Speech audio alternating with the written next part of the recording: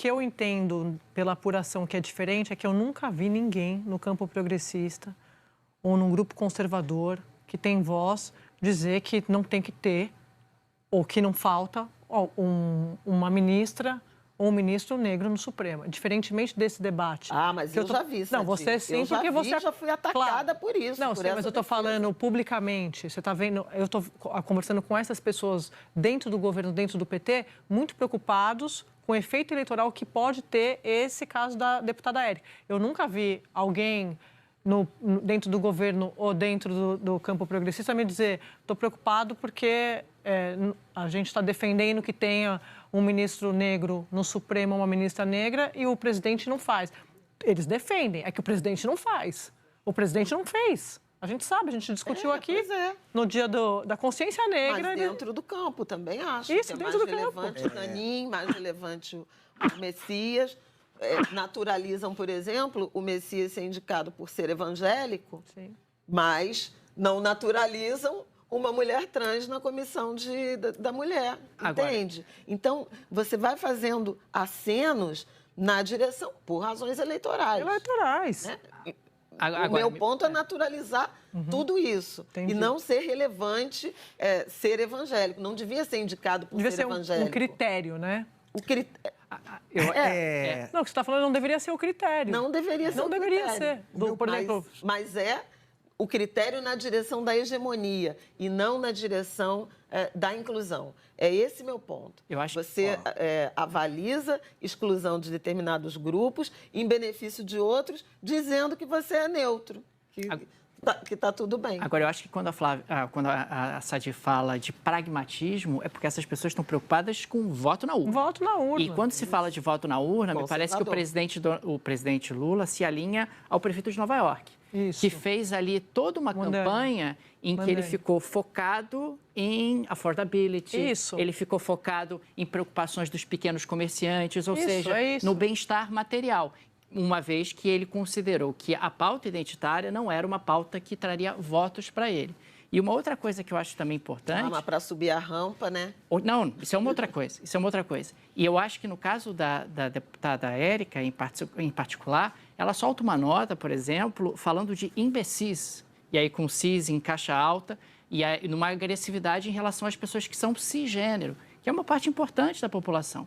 Então, um presidente que está preocupado com a reeleição e com uma eleição majoritária, me parece que esse tipo de enfrentamento é algo que acaba causando um desconforto dentro de uma linha um pouco mais pragmática. Vamos ouvir Demetrio Magnoli, que se junta a nós aqui no Estúdio I, sobre esse assunto. Demetrio, boa tarde para você.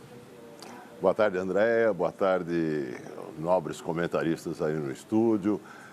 Boa tarde a você que nos acompanha. Do ponto de vista da democracia, não há nenhum problema, e aí eu concordo com a Flávia, não há nenhum problema de Érica Hilton ser presidente da Comissão das Mulheres. Assim como poderia ser um gay, poderia ser um homem, não há nenhum problema.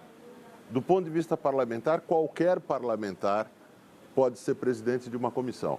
A ideia de que só uma mulher pode ser presidente da Comissão da Mulher é uma ideia identitária. Do ponto de vista da democracia, não é assim que funciona. As pessoas foram eleitas e, portanto, podem participar de qualquer comissão. Ser presidente de qualquer comissão, um homem, sem nenhum problema, pode ser presidente da Comissão da Mulher. Se houvesse uma comissão dos homens, uma mulher poderia ser presidente da Comissão dos Homens.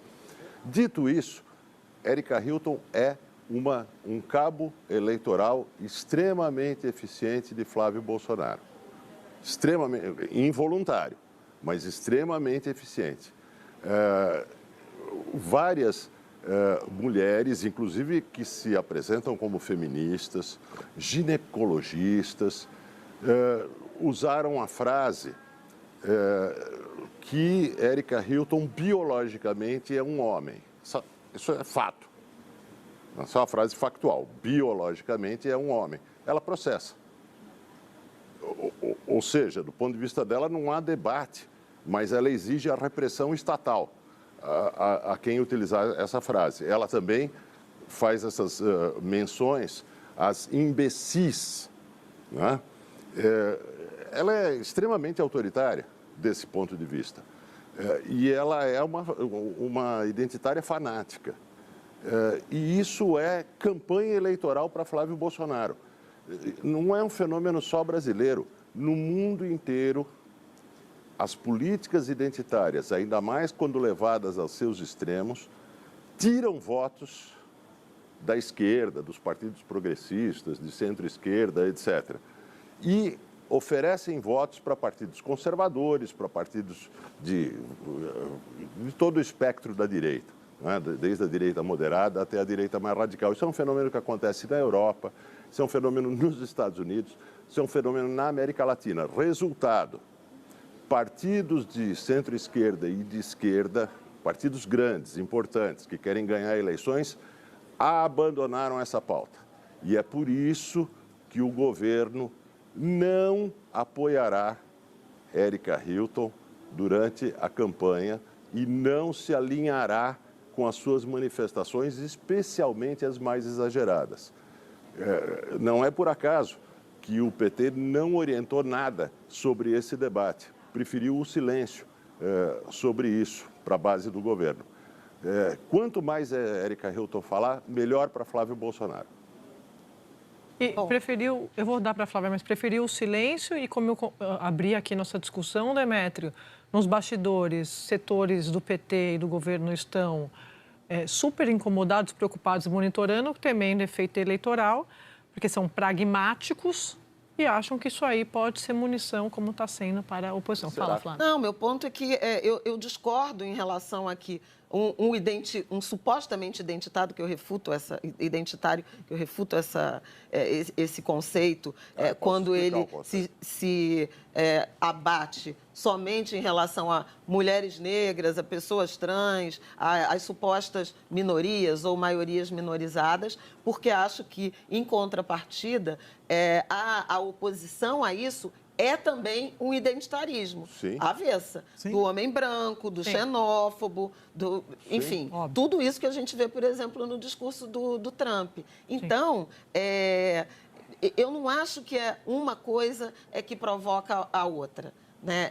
A gente vive uma sociedades muito tensionadas, muito polarizadas, em que esses, na minha opinião, a meu ver, não debates viram debates político-eleitorais e moedas político-eleitorais. Porque não é possível, em 2026, a gente ainda ter esse tipo de discussão se Érica Hilton pode ou não ser presidente da Comissão da Mulher na Câmara dos Deputados.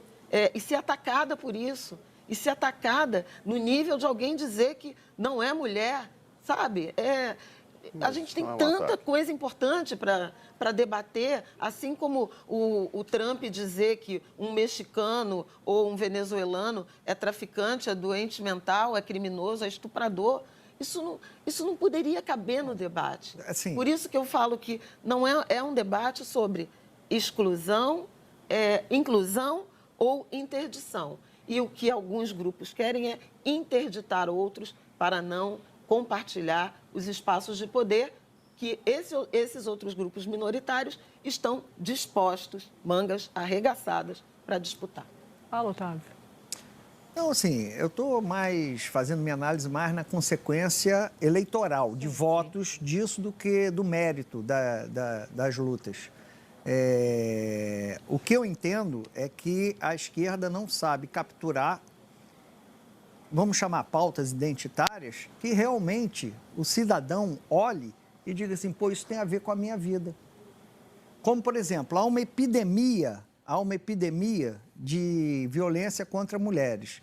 A direita não está com essa bandeira e isso que seria a bandeira da esquerda, ela também não sabe pegar essa bandeira e dizer que tem uma proposta, ou talvez não tenha uma proposta mesmo. Então, a direita pega essas alegorias dessa luta, se apropria, tira proveito e aí, eventualmente, também há setores de esquerda que ganham voto com esse embate. Eles se retroalimentam.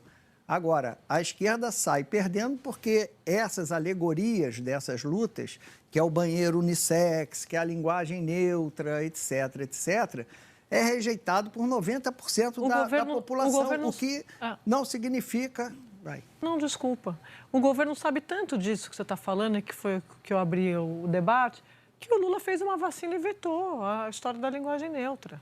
Que já sabia que ia vir todes nas eleições. Eu ouvi isso dentro do governo, não ouvi isso na oposição. Assim,